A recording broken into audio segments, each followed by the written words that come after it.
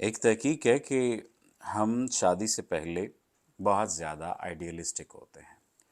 एक तहकीक है कि हम शादी से पहले हैरत अंगेज़ हद तक ये बात सोचते हैं कि हमारा पार्टनर एक ऐसा शख्स है जो बेन ही हमारे मुताबिक काम करता है या करेगा।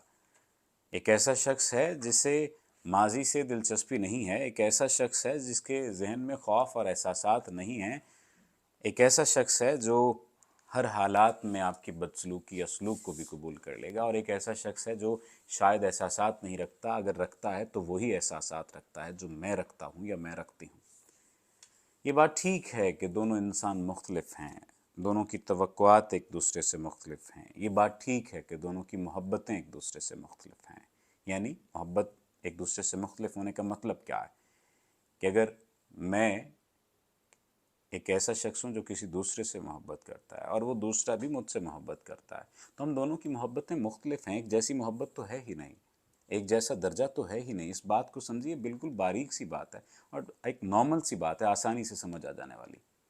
तो जब दोनों मोहब्बत करने वाले मुख्तलिफ हैं, जब दोनों एक दूसरे को सराहने वाले मुख्तलिफ हैं, तो फिर ये तवक्को कैसे है कि आपके तमाम तर मामलात उसके मुताबिक और उसकी मर्ज़ी के मुताबिक हो जाएंगे। ये तवक्को गलत है, कम अज़ कम अब आकर मैं ये समझ रहा हूँ। लेकिन ये तवक्को कहीं ना कहीं ज़िंदगी की अलामत है। अब दोनों लोगों में से किसी एक को कुछ ना कुछ इस तवक्को पर पूरा पूरा उतरना पड़ेगा। अगर हम मियाँ बीवी के ताल्लुक़ की बात करते हैं तो मियाँ बीवी के ताल्लुक़ में या तो मियाँ को झुकना पड़ेगा या बीवी को झुकना पड़ेगा, या दोनों को बैठकर किसी मुद्दे पर, किसी मामले पर बात करनी होगी, समझनी होगी और गौर व फिक्र करना होगा कि हम क्या कर रहे हैं। हमारा एक मशरक़ी मुआशरा है। मशरक़ी मुआशरे में मर्दों की ये कोशिश होनी चाहिए, यह होती है कि वो घर के तमाम इंतज़ाम इंसराम को अपने हाथ में लें और कमाएं। औरत घर की हिफाजत करे, घर में रहे और घर के मामलात को लेकर चले। लेकिन चूंकि हमारे इसी मशरक़ी मुआशरे में मगरिब की यलगार होने लग गई और मगरिब की यलगार की वजह से चीज़ें तब्दील होने लग गई। ख़ातीन को जॉब्स का शौक़ होने लग गया या मजबूरी हो गई, और वो मजबूरी एक ऐसी आदत में बदल गई जिसने घर में रहना मायूब कर दिया, घर में रहना मसला बन गया। अब एक केस आया इस पर। वो ख़ातून काम करती थी, जॉब करती थी, एक्स्ट्रा एफ़र्ट करती थी, उन्होंने अपने बच्चे को भी पाला, बच्चे के लिए भी पैसे नहीं मांगती थी, लेकिन शौहर ये चाहता था कि वो घर में रहें। मैं कमा लूँगा, मैं जितना कर सकता हुआ मैं करूँगा। लेकिन ख़ातून एम्बिशियस थी, करियर कॉन्शियस थी। चीज़ें आखिर में वर्स्ट हो गई, और चीज़ें आखिर में वर्स्ट हो जाने का मतलब ये कि ख़ातून ने कहा कि मैं अकेली इसको पाल लूँगी।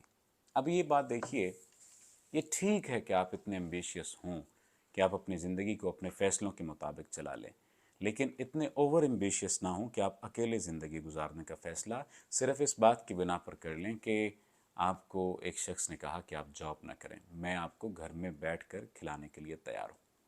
उस औरत से पूछा तो उसने कहा कि और कोई मसला नहीं था, वो लड़ता नहीं था, वो शक नहीं करता था, वो कोई और मामला नहीं था। बस मसला ये होता था कि मैं लेट घर आती थी, मैं बेटे को टाइम नहीं दे सकती थी, तो इस वजह से वो ये बात कहा करता था कि तुम बेटे को तो टाइम दिया करो, मुझे तो तुमने टाइम देना जो देना है, बेटे को तो टाइम दिया करो।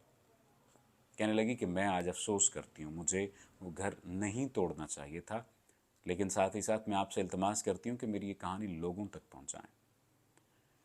कहने लगी सर, मैं उस वक्त ये बात सोच रही थी जिस वक्त मैं फ़ीस अदा कर रही थी और मुझे टाइम मिल रहा था, और मुझे बताया गया कि इतने दिन बाद का आपका टाइम है, कि अगर मेरा घर ठीक होता तो क्या मैं इस वक्त टाइम ले रही होती। मेरा शौहर मुझसे बहुत मोहब्बत करता था। कहने लगी कि आप बताइए कि अगर आपका शौहर आपसे मोहब्बत करता है और वो आप पर हक़ जताता है, तो उस हक़ के जताने को आप समझ लीजिए, बजाय इसके कि आप सारी ज़िंदगी मेहनत करती रह जाएं और धक्के खाती रह जाएं। मेहनत करने में कोई आर नहीं है, जॉब करने में कोई आर नहीं है, इंडिपेंडेंट होने में कोई आर नहीं है, लेकिन अपना घर तबाह कर लेने में इन तमाम वजूहात की बिना पर आर है।